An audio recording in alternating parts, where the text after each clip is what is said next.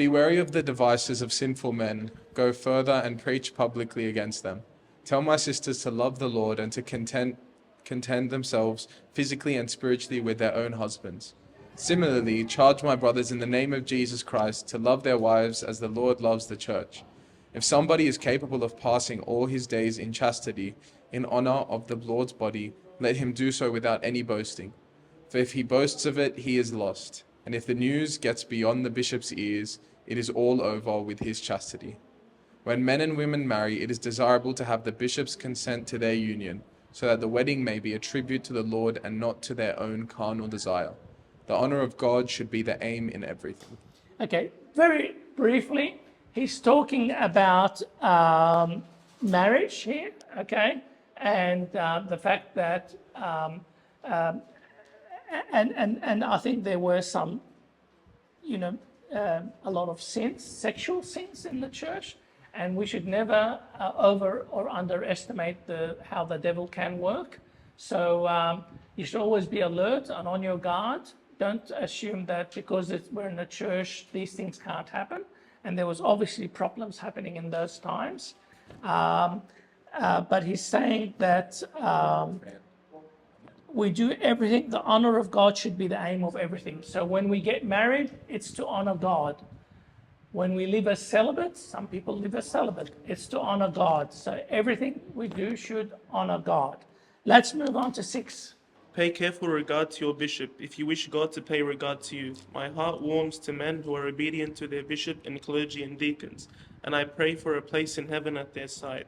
For everyone must work together in unison as this training avows, comrades in its wrestling and racing, comrades in its aches and pains, comrades in its resting and its rising. Like God's good stewards and coadjutors and assistants, make every effort to satisfy the commander under whom you serve, and from whom you will draw and pay. And be sure that no deserter is found in your ranks. For a shield, take your baptism. For a helmet, your faith. For a spear, your love. And for body armor, your patient endurance. And lay up a store of good works as a soldier deposits his savings, so that one day you may draw the credits that will be due to you, and be patient and gentle with one another, as God is with you now and always. May you be a joy to me. Thank you. My heart warms to men who are obedient to their bishop and clergy and deacons. And then he says, and I pray for a place in heaven in their side, or at their side. Simple as that. He's saying the people who are obedient to their priests, the deacons, and the bishops, and this was the only order of the church at that time. So we have a few more sort of orders, Sunday school and all that sort of stuff. But he's saying the people who are obedient to their bishops and to the priests, etc., they will have a place in heaven that Saint Ignatius himself wishes to be by their side. Do you know what I mean? You know Saint Ignatius, where his place would be in heaven, right? This man is going to be like right up there with God, and he's saying, oh, by the way, but the people who obey, they will be closer to God than me. And I pray that I have a place next to them. Which draws me to another thing, is that we see a lot of people today in the church, complaining and saying things about our bishop, even our Bishop Daniel, and our priests, and they make a big fuss, and they exist, okay? God help you, and God may you never sort of see them, but they exist. And that just shows how foolish these people are, because they are depriving themselves, by their action, they're depriving themselves from the most sort of blessed place next to God in heaven. Okay, so it's important for us to be obedient. And in obedience we find grace. Okay, that's really important, because it's grace that carries you, not your own ability. Okay? And it's grace that's going to put these people up next to God. Number 7, and we'll stop at 7, by the way. And we've already done 1 of 7, so we're just going to do the first one. Who would like to read 7? The news that thanks to your praise, things have quieted down in the church.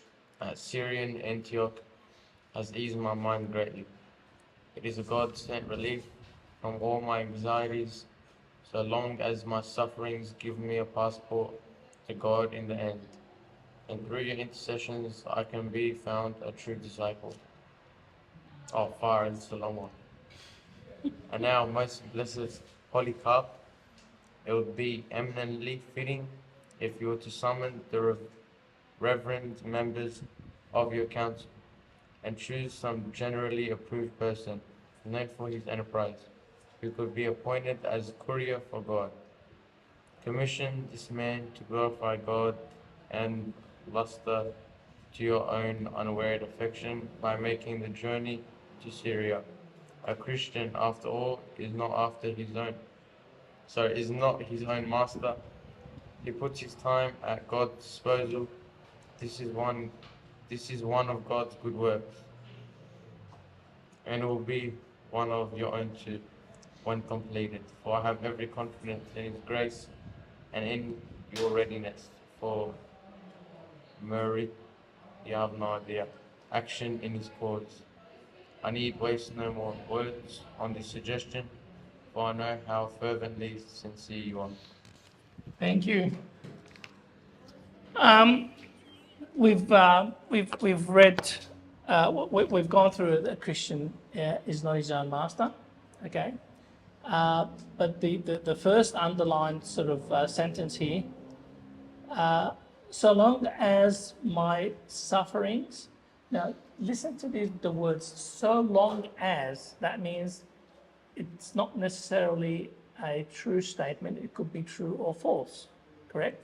If I said to you, you can have ice cream as long as, or so long as you eat your dinner first. Okay, so that means if you eat your dinner, you can have your ice cream. But if you don't eat your dinner, you can't have your ice cream, right? Can't have your ice cream, right? So he's saying so long as, that means there's a condition there, there's so long as, okay, my suffering. So not all suffering is a godly suffering. Not all suffering is going to lead me to heaven. I can't sort of suffer because I broke the law and then say I'm suffering for God. You're not suffering for God, you're suffering because you broke the law. You understand? And St. Paul makes that very clear as well. So our suffering that we count as righteous suffering has to be for the Lord, for God's purpose. Okay? As long as my suffering gives me a passport. What a wonderful word, a passport. So you cannot leave. We wanted to travel and we didn't. Our passports were expired, as we discovered, so we had to run and get them renewed. So we needed a passport to travel. Without a passport, you cannot travel. Without a passport and without a visa, you cannot enter heaven. All right? So the passport, God, through your intercessions, I can be found in as a true disciple. Here's Saint Ignatius saying, hey, it's only by your prayers that I can become a true disciple. I just want to dwell on that a little bit, and it'll be the last point, and I know you've got to go to soccer, so. Don't ever assume that, I'll start with us, that Mona and I are here to teach you anything, all right? Don't ever assume that, all right? We are all at the same level, okay? We are all sharing the faith, okay? We are all encouraged by each other. We learn from you just as much as you learn from us. If Saint Ignatius, if I'm not worthy to kiss the floor that he walks on, says that I can only be found the disciples through your intercessions, right? Okay, wait a minute. So what makes a disciple? It's our unity It's our intercession for each other. It's us praying for each other. It's us encouraging each other. That's what makes us who we are as a Christians, okay?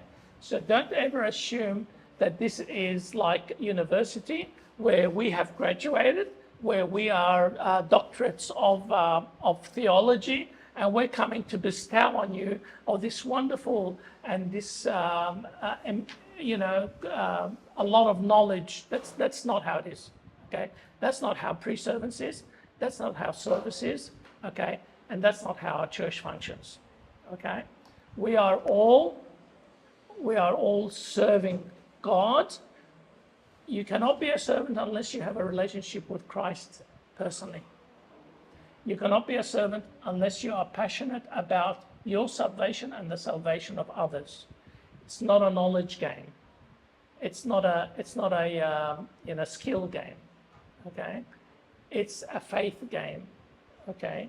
And it's a life, okay? It's life. It's a life that we live, okay? So I really hope that you pick up this letter and this book and read some of the letters, because it's really encouraging and really full of fantastic teachings that takes us back to the early church, to the basics of Christianity.